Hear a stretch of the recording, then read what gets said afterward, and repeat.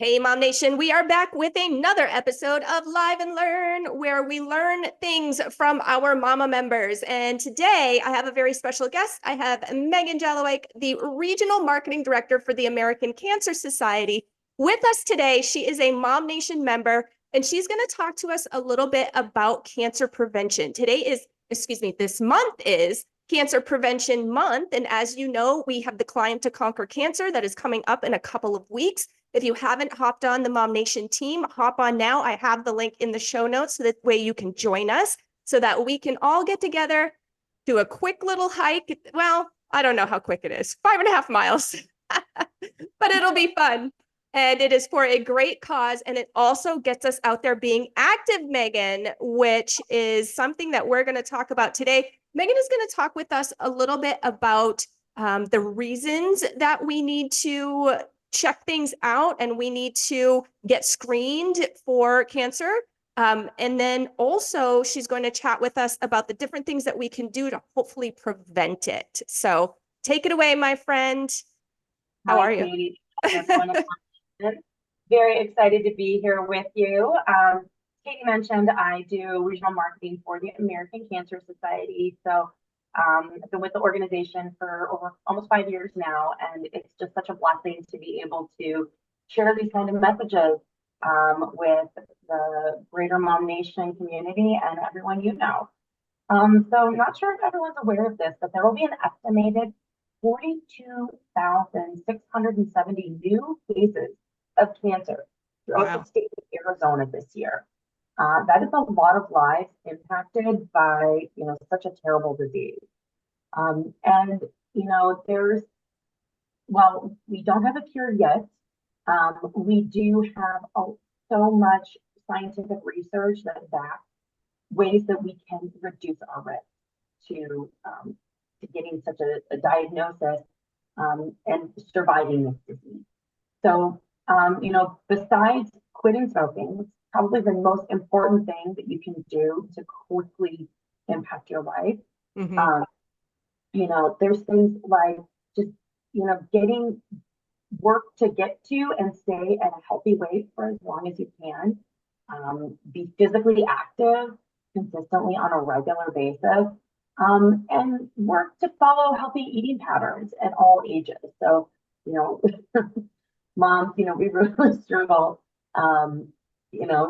It's like there's what we want to teach our kids to eat, and then what we're going to eat ourselves. I know that when I became a mom, it just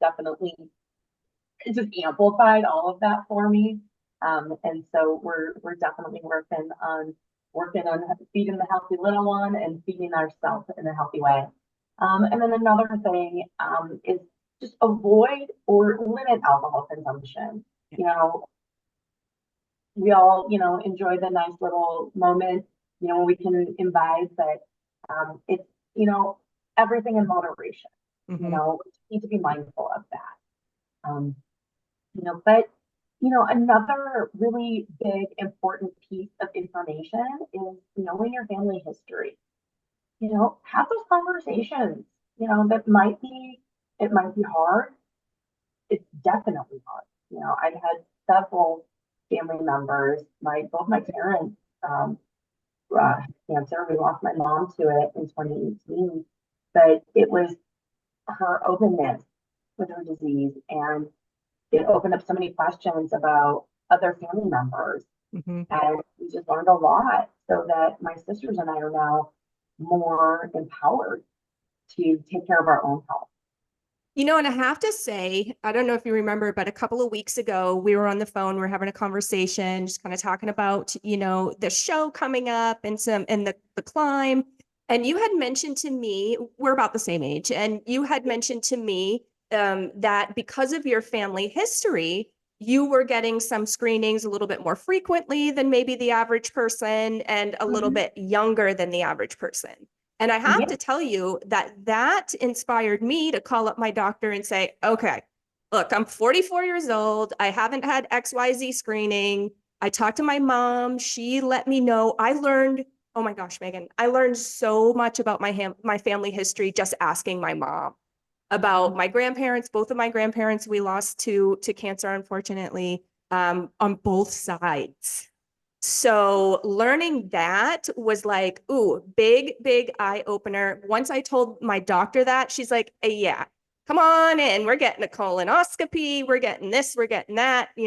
I have been pretty good with keeping up on mammos when I should and self-exams and things like that. So I was good in that area, but every other area, I was just clueless. I just didn't know. It's not like, they teach you this kind of stuff in school, or it's, something that is brought to your attention at a certain age. You kind of have to dig for it yourself and be your own advocate.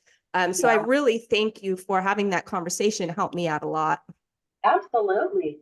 Yeah, and we'll include this in the show notes. But everyone can find the most up-to-date information about the screening guidelines from the American Cancer Society at cancer.org/get screened, all one word. But as women, like our first cancer screening test that we don't probably realize that we're getting is when we're having a pap smear. Mm-hmm.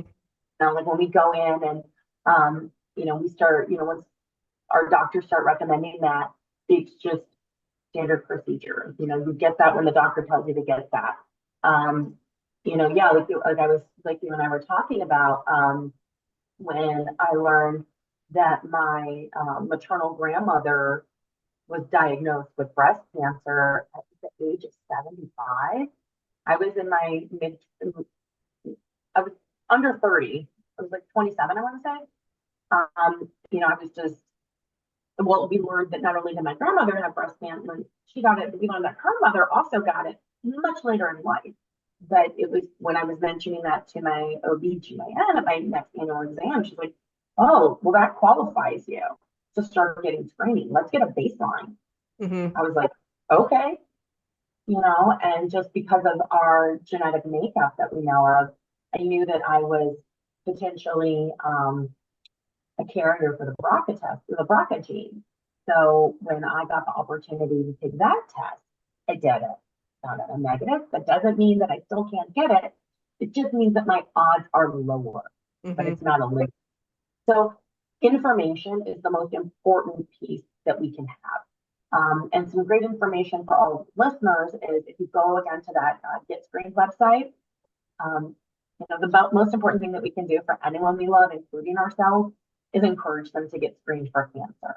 And Yeah. on our website, the big snapshot that just has different age demographics. So whatever decade of life you're in, whether you're in your 20s and 30s, your 40s, or your 50s, we've got those screening tests listed out there. And especially, the men in our lives who are of African American descent, Yep. they're definitely more prone to getting prostate cancer. So that's where we've got their screenings, down there at 45. So we just gotta, anyone we love, anyone we care about, we just need to pick up the phone, send them a text and say, I love you. Please get screened for cancer. Yeah. I totally agree. And just having, previous conversations with you and some others that are, privy to this information, it's an overwhelm. There's overwhelming evidence, I should say, that catching it early is really a big deal. Yeah, yeah. A cancer screening test um, they've gotten so advanced that, if you're doing them at the recommended guidelines, at the recommended intervals, then if those intervals are, um, those recommendations are based on what we've seen with growth. And if it occurs if it starts between here, like we can catch it. And when Yeah. you catch it early, you significantly increase your chances of removing it, of containing it, Mm-hmm. and reducing the signs of recurrence. So again, we're still fighting a good fight. We are out there every day at events like Climb to Conquer Cancer. Mm-hmm. It's a community building event. It's a way for us to celebrate our survivors. We also have a fundraising component to it. Every dollar raised goes towards our mission, our vision to end cancer as we know it for everyone. We're building those resources so that we can fund researchers so that we can find, whether or not it's the actual cure, or maybe we can just figure out how do different cancer types react to different situations. What medications are the best ones to move a disease in the right direction so that someone can live a longer life.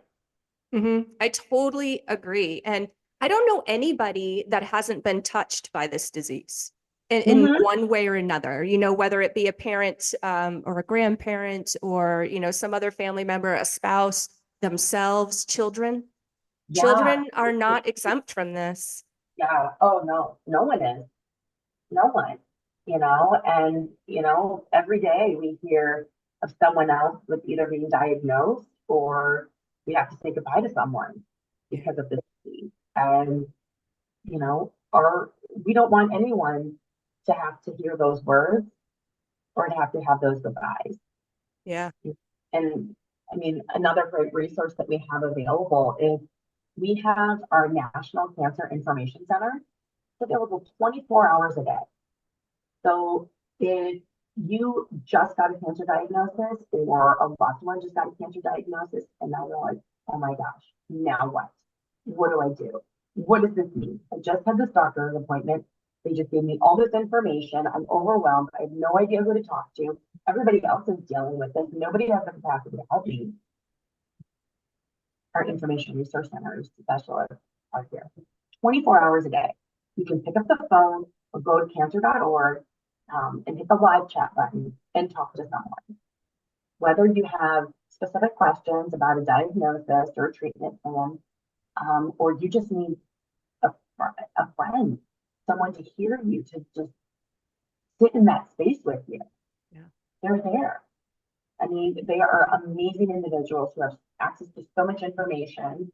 And if you're looking for resources to find, I don't even know. I mean, they've just got so much information. Everything. So, Yeah. yeah, I think the best thing that I know that they offer is just to be that voice of support, just to listen to people. We actually have data that shows um, Christmas is our busiest day for calls. The holidays, Really? so many people just because they know that someone's there. Yeah. Yeah. Someone's listening to them and talk to them. It can You be a know, lonely so time for sure. yeah, so we just